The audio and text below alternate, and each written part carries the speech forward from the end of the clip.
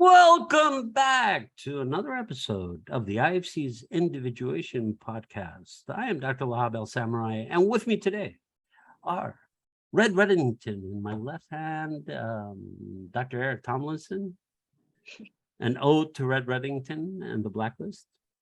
Dr. Lisa Hong is with us, as always. Welcome, everyone. Hey. So today, we are going to go back to Stranger Things. Now, we did episode 1 of Stranger Things. And so this is episode 2. Episode 2 is going to cover episodes between 3 and 6 for the TV series, for the Netflix series. So that's something I wanted to mention. Stranger Things is on Netflix. It's produced by Netflix. There are 4 seasons of it, if anybody's interested. So we're going to get into the analysis of what happens as our characters start to evolve. So Dr. Eric, you wanted to give us kind of a summary, a couple of bullet points. Well, yeah. I just wanted to remind everyone what we talked about last week very, very quickly, are the main characters of the show. And we talked about each of them having a particular archetype that we see in their character at this point. Understanding, as Dr. Lahab said last week, especially early on through life, archetypes can shift, they can change, they can meld together. A number of people, and many people do, they have more than one archetype that is relatively prominent within their characterological spectrum. But at the same time, there's usually one that is the most predominant oftentimes. And the main characters are the 4 young boys. That's Mike, who we viewed as having a king archetype. He's kind of the for the most part, he's the ruler of the group. He's the headmaster of the group. And then we have Lucas, who is a warrior who sees things logically and matter of factly. Whereas Mike sees things in a more global picture. He sees the kingdom. And then there is Will, who was the magician. And he was, just to remind you, he was captured early on by something that they all view and what they all call as the upside down world, or the other side, which we talked about last week as being the unconscious mind and all of the dangers that exist within that place, that sphere, and how they can produce, which Dr. Lahab will be talking quite a bit about as we go on, which is how those fears from the trauma produce reactions in us called complexes. Well, the complexes cause us to react. The complexes develop within us, which again, Dr. Lahab will talk more about. And then there's Dustin, who we talked about last week as every group needing, because he's the lover. And interestingly enough, as we'll see as the episodes evolve, by the time we get to episode 6, this lover guy who's just every group wants, who makes you feel good and who's just got a big heart, et cetera, he has to step in and take charge at one point to keep the group moving, because Mike the king and Lucas the warrior are having a big problem. So it shows how the king and the warrior can get into conflicts that they need the lover to help them to resolve. And I found that fascinating, but we'll talk about that later. Then there's Mike's sister, whose name is Joyce. I'm sorry, his mother, whose name is Joyce, who is very perceptive and very in tune with what is happening. Wait, it's not Mike's mother. That's Will's mother. My apologies. Is that correct? Mm-hmm. Yeah, Joyce is Will's mother. And she, of course, is on a frantic journey to try to find him. And of course, everybody thinks she's crazy because of the things that she has seen from the unconscious, from the other side, from the upside down. Then there's Hopper, the chief, who is ambivalent at this point, but has gone through his own trauma and is at least receptive to hearing what all these folks have to say. Mm. Then there's Nancy, who's Mike's sister, who's a queen. She's a sub character, but still important. And then another young fella named Jonathan, who is also a king archetype.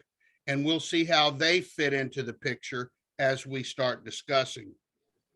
The other two remaining characters that so far have been predominant is 11.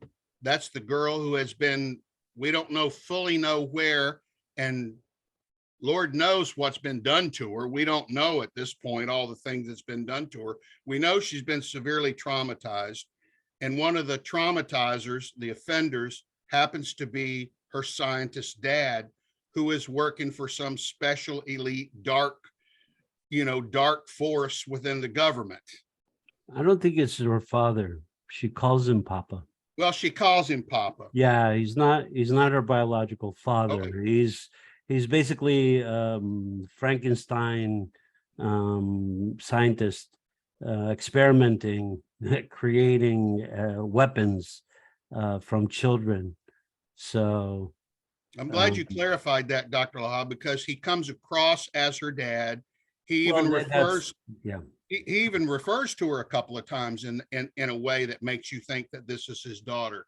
Mm. But at least he's trying to present that to her in some way, that he's her number one male caretaker in her life. Mm. And yet all he does is use her and experiment on her, along with a number of other children. So that's kind of just a super quick recap of what's happened, and the fact that Will was captured, and now his four friends are really trying to find him and figure out what happened to him, along with Will's mother, who is Joyce.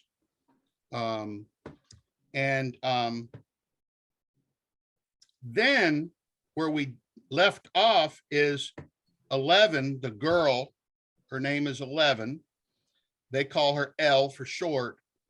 And where she has escaped from this group, this governmental group that's been doing all this experimentation. And that's kind of where we left off, Dr. Lahab, I believe. So she escapes, but in the chaos that arises, she unwittingly opens a gateway to, she basically breaks the barrier between this reality and the other reality, the other dimension, the unconscious dimension, the dimension that exists within our state of sleep. When we are in REM sleep, that's where we are. We are very far away from here. We are on a different plane. We're in a different dimension. She tears a hole between the two worlds. So the extreme trauma that is caused by the experimentation, where they have to use their psychic powers against each other to control, to dominate, to hurt, is what creates this rift, because 11 basically channels her rage towards everyone who is around her to try to escape. And that's where we are not really sure exactly what happens. We kind of get glimpses of what happens. They show us pieces. As you go deeper into the series, you get to see more and more of the story. The story is not revealed, it's revealed in pieces. So Yes. we won't get into the technicalities of it, but the part that Dr. Eric is referring to is that we are witnessing what happens when somebody is traumatized multiple times, what happens to their psyche, how it fractures. So that tear, that hole in the reality, in our reality, would be a psychic fracture. That's what we would call it, where the person no longer exists in this world, but doesn't exist in the other world. They're kind of in and out. There is there's a slip of consciousness. So I think that's a good way of saying it, Dr. Lahab, because she is a number of parts of her are dissociated from the natural experiences of reality as we experience them.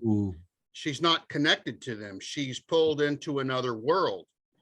And of course, as soon as you see her, just like the boys do, we want to help her immediately.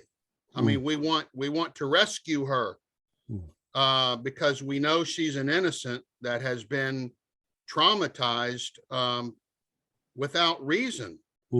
And she's devastated by it. And she, like you just said, she doesn't know which reality she's living in, and she's got no connection to the real world yet. And that's part of the story. And so it leaves her in a complete equilateral limbo. That's where she is, in a state of limbo when we see her. And that's what happens to this town. The town exists, as Dr. Eric put it, the town exists in limbo. And what we discover about her is that she is the answer to the problem. She is also the cause of the problem, but we don't know why or how. So we're not going to give that away. But what we'll talk about is how psychologically she does that. She is traumatized. So those who see her, those who witness her, those who experience her, she has a shaved head. They try to make it very visual for you of her trauma. She's wearing a hospital nightgown when she escapes. She's hungry, like she hasn't eaten in days. She's scared, but at the same time, she's quite fearless. Very well said. What do you think, Dr. Lisa? What do you think of 11? Yeah, I think there's so much built up trauma in her, and that she's in her fight or flight mode, and she actually did both. And she that is driving her to look fearless and appear fearless, but really she's just running with no clear understanding of where she is. She doesn't understand the world that she pops out in because she's always been living in an institution. She doesn't understand basic social exchanges. But she is in a survival mode. She goes straight to a restaurant and steals food. She's just hungry, and so she's just functioning on basic needs right now.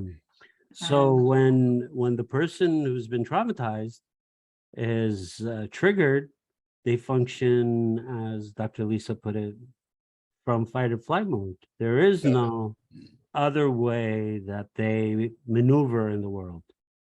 That trigger causes a complete, this is what we call possession.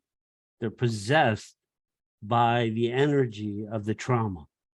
And the energy of the trauma is fragments of the trauma. They're emotional fragments that hold, that sway. They have a certain vibration. They make you feel a little irritated or scared or jumpy or not sure of yourself or a little paranoid. There's always that. It's like a small pinprick that activates you. I think a So- good analogy, Dr. Lahab, are veterans Okay. who, in my opinion, are some of the most, depending on what they went through, are some of the most traumatized people on the planet, Mm, to the point where they become they're so unsure about where to live. They come across as robotic. mm, They come across as very flat in their emotions and not sure where to respond or how to respond. mm, And what Dr. Lisa talked about as being fight or flight, and you talked about as being fearful and then brave, or fearless rather, is what many veterans talk about. And they tell you, what are you talking about? I wasn't brave. mm, I was scared to death. mm, But when I had to respond, it was like I went into an automatic mode to where I was just trying to survive. mm, And I would do whatever it took to survive. I Mm. wasn't trying to be brave or be a hero or be some, quarterback that's going to make the touchdown. That wasn't in their mindset. They were in survival mode. Mm. And many of them will even tell you, and we think that they're just talking militarily when they say this, but they're not. Many veterans will say, the heroes are the men that were laying on the ground beside me. mm, And we think, oh, they're just saying that to be humble, to be that. No, they're not. Mhm. They're saying that because they were in the throes of all of that trauma, getting ready to die themselves, and they see other people falling around them, and their heart goes out and identifies with them in such a way to where they're the people who need to be lifted up, not me. Many people don't get that about veterans. mm. And I just wanted to say that on their behalf, and just for a fuller understanding, Mm. because they really need our help. Almost every hour, a veteran commits suicide in this country alone. Yeah, it's a terrible catastrophe. It was, this is this is what trauma looks like. When you see 11, you start to see how trauma changes you, how Yes. you are not really alive, but on the other hand, you are. But you're neither here nor there. Yeah, But right. she adapts very quickly. She's She very does. she's quite Resilient. resilient. Um she's a survivor. Hmm. That's the first thing we notice about her. She's a survivor. Like, she hasn't given up. You could tell that right away about her. But still, you can see the trauma. She's quite sensitive. She doesn't speak. That's one of the things, one of the major things that we see right away, one of the themes. She doesn't speak to them at first. She doesn't know what to say, what the words are. Then when she does speak, I think one of the first interesting interesting situations that occur is they give her some clothes to change out of her t-shirt, and she's going to take off the t-shirt in front of them, and they freak out, like she doesn't know social norms, because she's been basically in a hospital being experimented on. She hasn't had a real existence outside of the hospital. She hasn't existed with regular people like the kids. And she doesn't. And so social etiquette and social norms, she doesn't know what they are. So that's the other thing that what happens when you're traumatized, you don't read cues. You know, you don't know if you're putting yourself in danger because you don't read cues. And then because you are so drawn into your own psyche, this is why we call it a fracture. Yeah.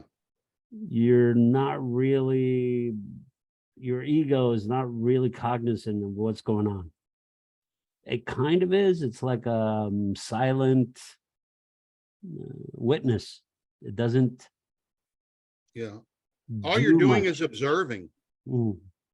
If I can make a point real quick, Dr. Lahab, and in my experience and in professionally speaking as well, there are three.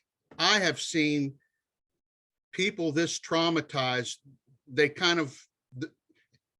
need connection more than anything else at this point, because they either are still connected to many of the dynamics and life experiences of the trauma, or they're in limbo where she is right now, not knowing where to go, but she's still pulled by the trauma because that's her most recent connections.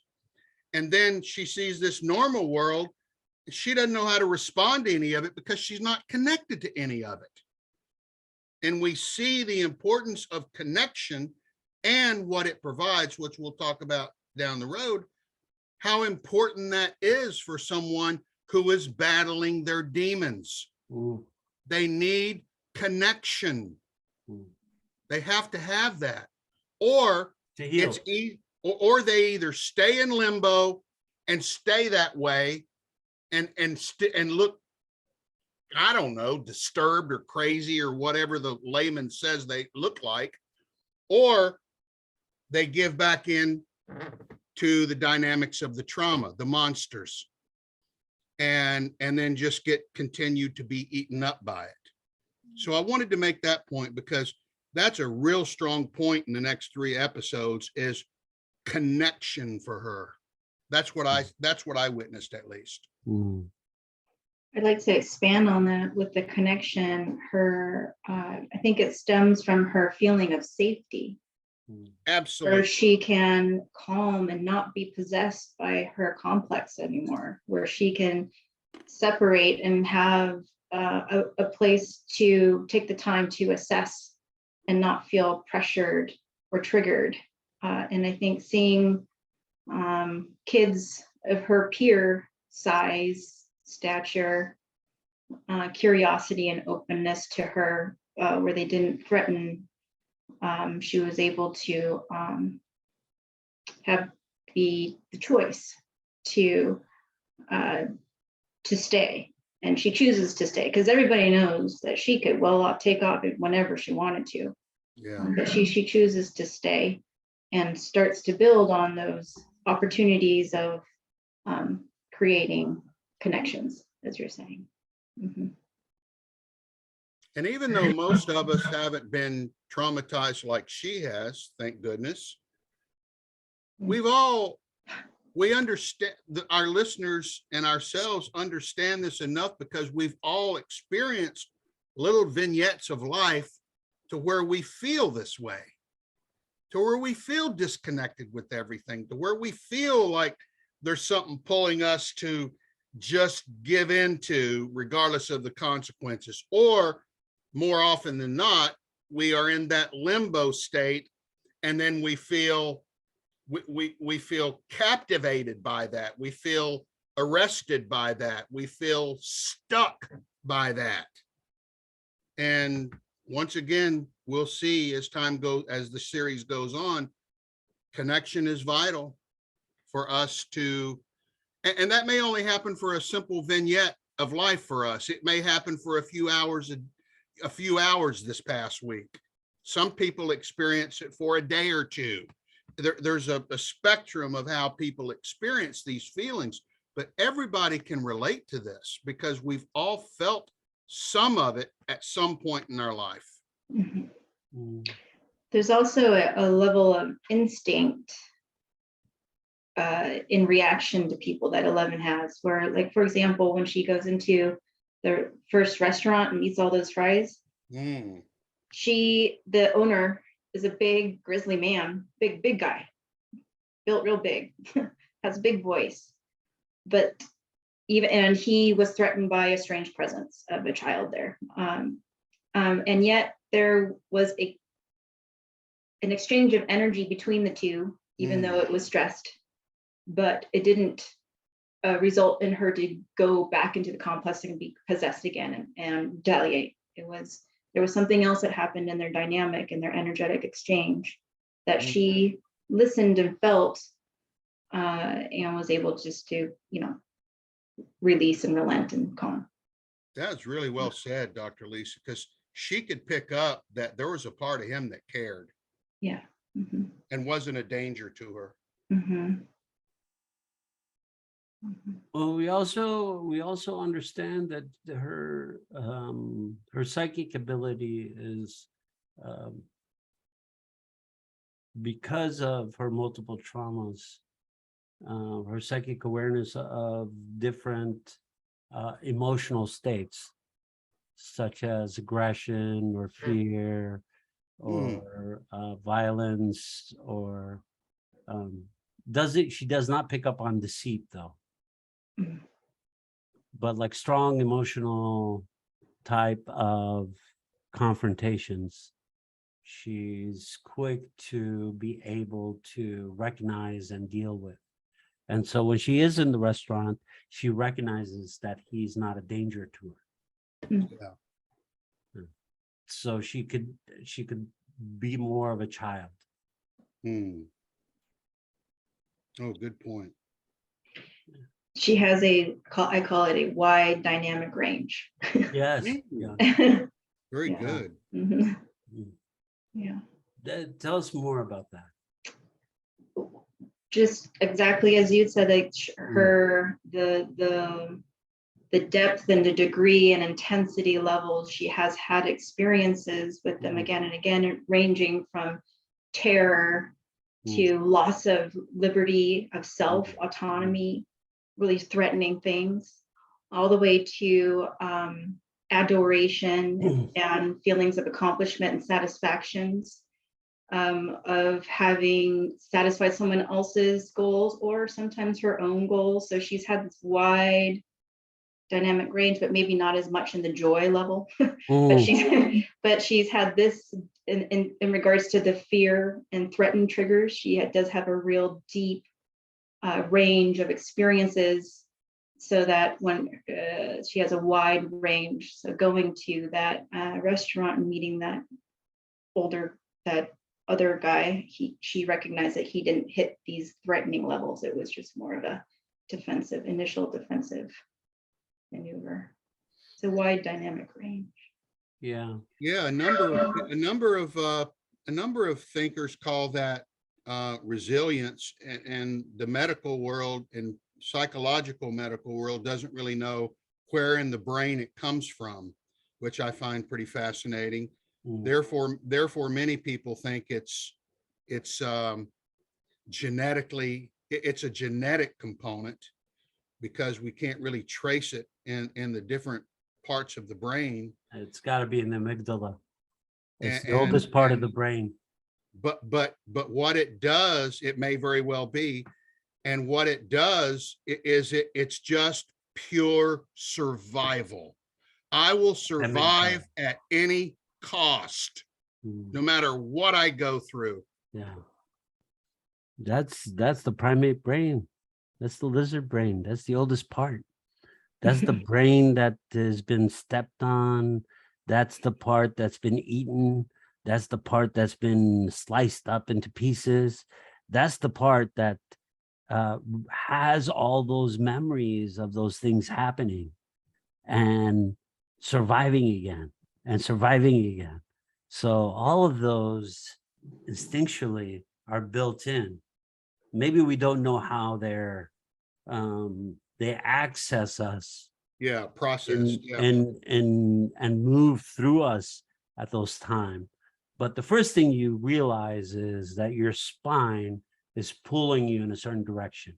So if you were cowering and for a while, and then you decide, if I'm going to go, suddenly you've lost all the fear and cowering. Suddenly you're standing upright. It's like your spine is straightened up. And that comes from the oldest part of the brain. It wakes you up. It's like, it's time to fight. There is no running anymore. You can't run. There's nowhere to go. You have to fight. You have to survive. Yeah, it is very archaic. It's the very archaic part of the brain. You're right, Dr. Lahab. Yeah, it's got to be. It's got to be that part. Yeah. That's where it is. Do we know the highway that it takes? No, probably not. Not just Right. yet. But Yeah.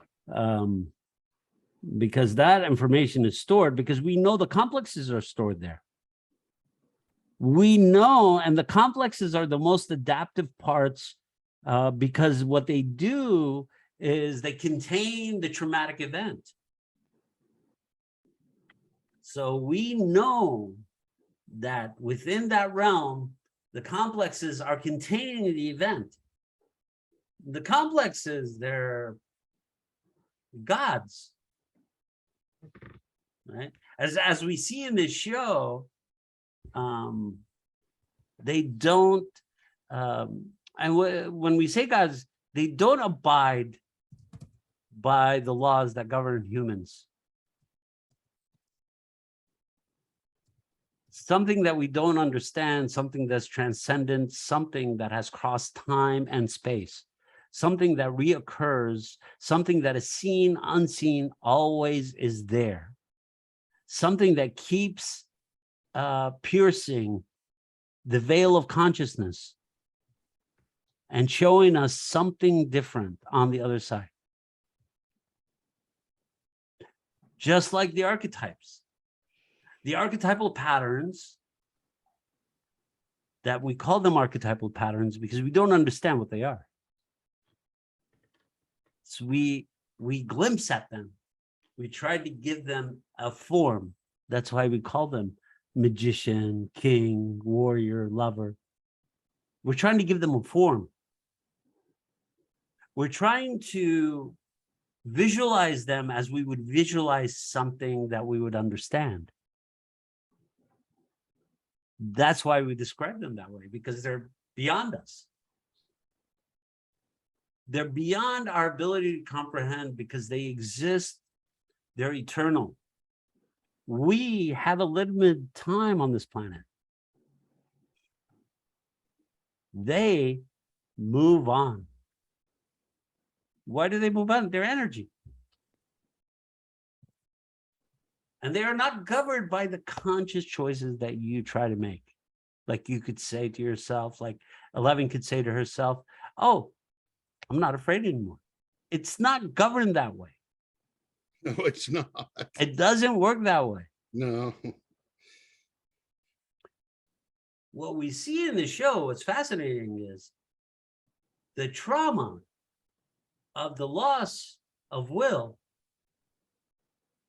wakes up the town, wakes up the other complexes. So suddenly disturbances are abound. It's no longer one disturbance. It's several unexplained disturbances now occur in this, what used to be a very quiet town. So if we look at the town, this town in Indiana, we could look at it as a psychological entity, and the disturbance pierces this psychological entity and starts to spread within it. And it starts in the series, it starts coming through the walls. Yeah. So that's the psychological aspect of it coming through your skin, like coming out, because it's not contained within you. So your fear, your anger, your rage, your desperation. What does, when she is able to communicate with Will, she draws a bunch of letters. She draws the alphabet on the wall, and then she puts Christmas lights next to them. And then he starts lighting the lights for her. And he lights R, and then he lights U, and then he lights N. Run. So it starts coming because she is so psychologically distraught. The demons, the monsters, the Gorgons starts coming through the walls. Yeah. Freaks her out. Well, that's what happens in a trauma, right? Yeah. It starts coming through your skin. Psychologically, those walls are what we think about as physical beings, as the container. We see ourselves as the container, like we contain it. We don't contain it. And it starts seeping through us when we don't contain it, when it's that traumatic. And the loss, the abduction, the disappearance of her son causes her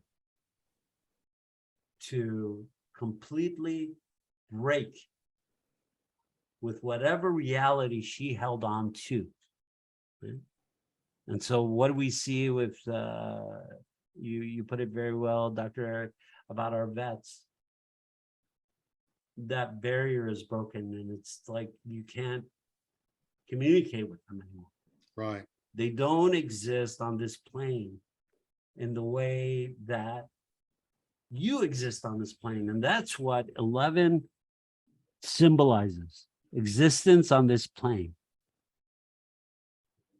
She doesn't exist on this plane. She's trying to exist on this plane. Yeah. She's trying to recover. I think you put it well about friendship, about connection. There was a recent study about how, in the New York Times, Brooks wrote about it, how kids from different classes, like rich kids, kids from middle class families, poor kids, the more children have people, like if you're poor, if you have friends who have wealth or money, who live better, you actually start to do better. That reality, that psychological reality, is about suddenly you see yourself in a different part. You don't see it on TV, you see it in life, you see it in the connection, you see it. It also offers opportunity, right? Kids with more means offer opportunity. They have more connections in the world. They take care of stuff. So you're also now connected. Now you don't think of yourself as disconnected.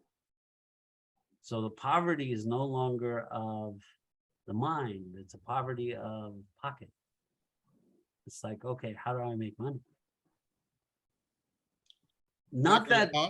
Lahab? Go ahead, No, Dr. no, finish, sir. I'll jump in I was later. just going to say, is that we understand this psychologically, that the more we're able to see past the field, the wall,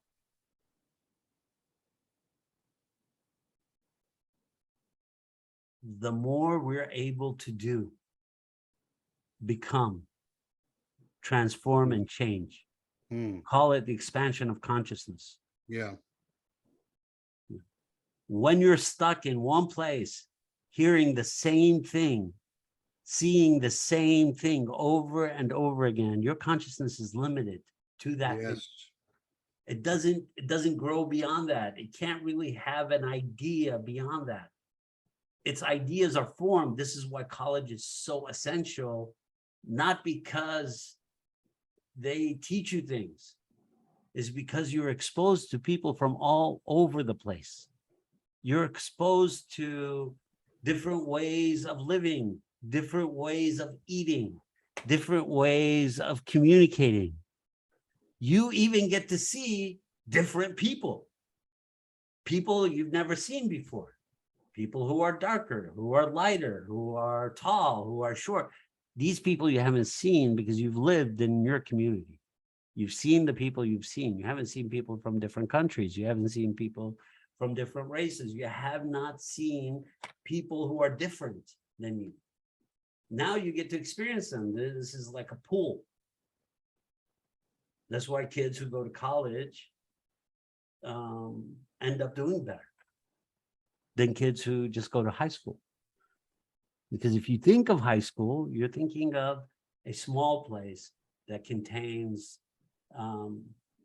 your neighborhood or the neighborhoods around your neighborhood. When you think of college or university, you're thinking of people coming from all over the place, from different countries, from different sides of the world. You know, just, I got off on a tangent. Dr. Eric, you were saying something. Oh, that was a good tangent. I'm glad you went on it because that was really good. I forgot what I was going to say. I'm sorry. The show is about friendship, right? Oh, that's what I was going to say. If I can finish it. Yeah.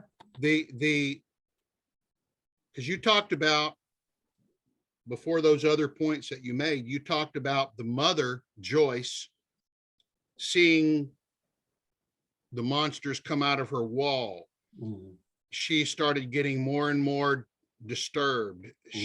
What we would call disturbed. She started getting more and more connected to that other place.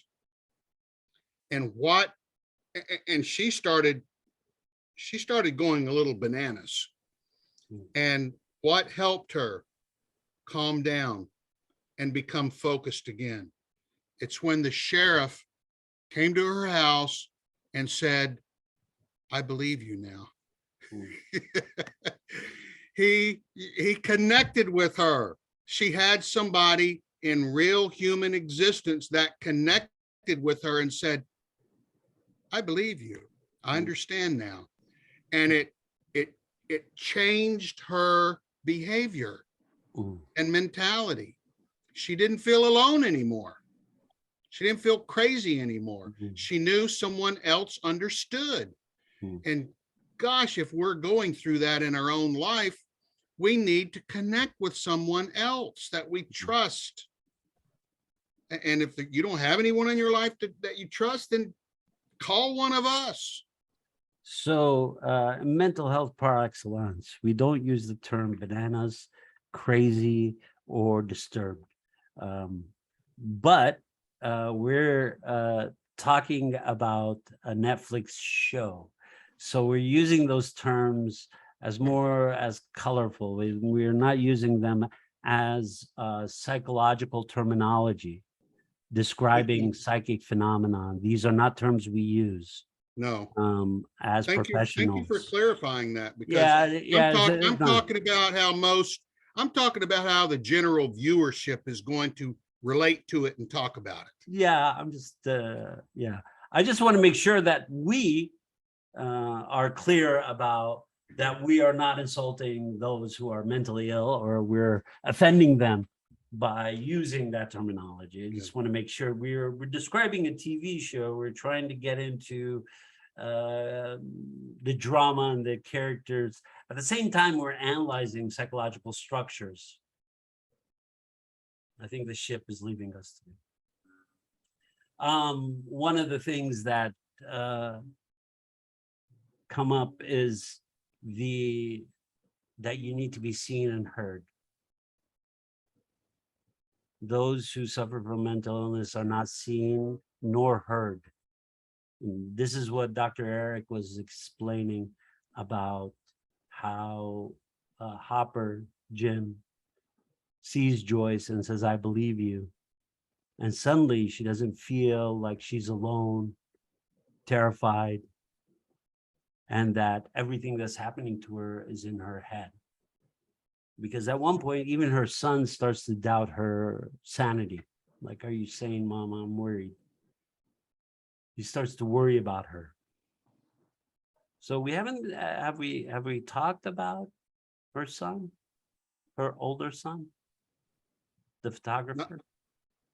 Not a lot yet. He's Yeah. just now starting to get going in the story. Yeah. Yeah, we start to see his personality more and more. What we're finding with our characters is, like we said earlier, the traumas of the town start to awake in the different characters. So each character holds a piece of psychological truth for the organism. It's one organism, right? It's one psyche. So if this is a fairy tale, the monster is in your head.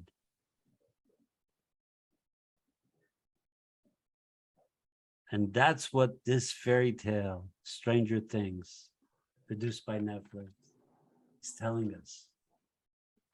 The monsters are in your head. Don't let the monsters out. Because what happens is the monsters come out.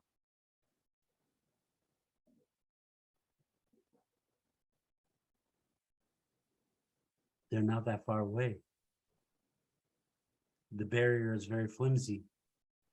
And once you cross it, so what happens is it starts to grow, starts to expand under the town. What do they try to do first to it? It's like old psychological, old treatments that are destructive, that don't work. They used to burn the mentally ill, to burn out the insanity out of them, or the complex out. They used to put them in, this is up to like the 60s. They used to plunge them in ice baths to quiet the voices. So this is the torture they used to do. So now what are they doing in the movie? What are they doing to this other world? They're trying to burn it. The more they burn it, the more it spreads. The worse it gets, basically. We don't want to understand it. We want to contain it.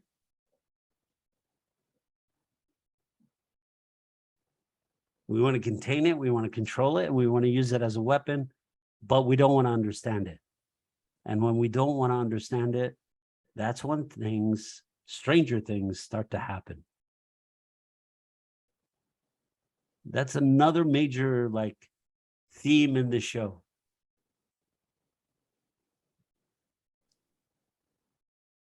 What are your thoughts, Dr. Eric? I'm pretty much, I'm in agreement with everything you just said. I think it's a really, really nice segue into what we'll be talking about next week.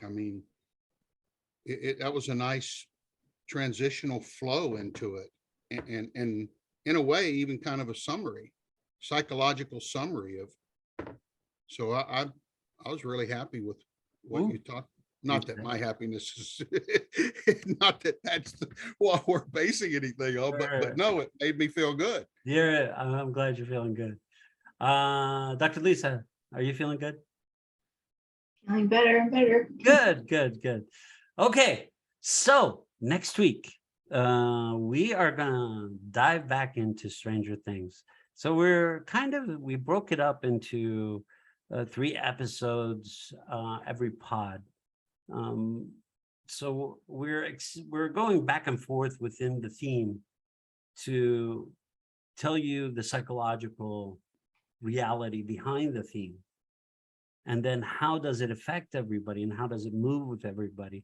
So we might like jump to something that happens later in the show, and we might jump back to something that happened earlier in the show to understand what the psychological phenomena is.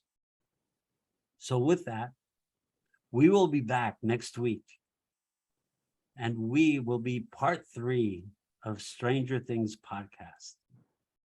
I am Dr. Lahab Al-Samarrai. This is Dr. Eric Tomlinson. That is Dr. Lisa Hong. And we at the IFC are not afraid. You're not afraid. We're not afraid. We will see you next week.